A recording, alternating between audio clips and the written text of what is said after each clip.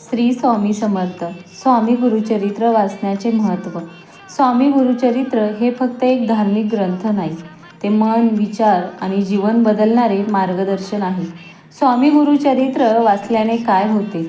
मन शांत होते. दररोज गुरुचरित्र वाचल्याने मनातील अस्वस्थता, भीती आणि गोंधळ हळूहळू कमी होतो. आत्मविश्वास वाढतो. गुरुवरचा विश्वास वाढत गेला की आपोआप स्वतःवरतीही विश्वास मजबूत होतो. संकटांना सामोरे जाण्याची शक्ती मिळते. समस्या संपतातच असे नाही, पण त्या पेलण्याची ताकद नक्की मिळते. नकारात्मकता दूर होते. निराशा, राग, संशय, भीती यांचा प्रभाव कमी होतो आणि सकारात्मक दृष्टी निर्माण होते. विवेक जागृत होतो. अंधश्रद्धा नाही तर समजूतदार भक्ती निर्माण होते. योग्य अयोग्य ओळखण्याची शक्ती मिळते. गुरुकृपा अनुभवता येते. नियमित वाचनाने गुरुची उपस्थिती जीवनात जाणवू लागते. योग्य वेळी योग्य मार्ग सापडतो. कर्म सुधारण्याची प्रेरणा मिळते.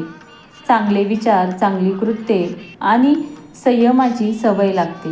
गुरुचरित्र वाचण्याचे आध्यात्मिक महत्त्व. गुरु म्हणजे ईश्वराचे प्रत्यक्ष रूप हे भाव दृढ होतो. अहंकार कमी होतो. नम्रता वाढते.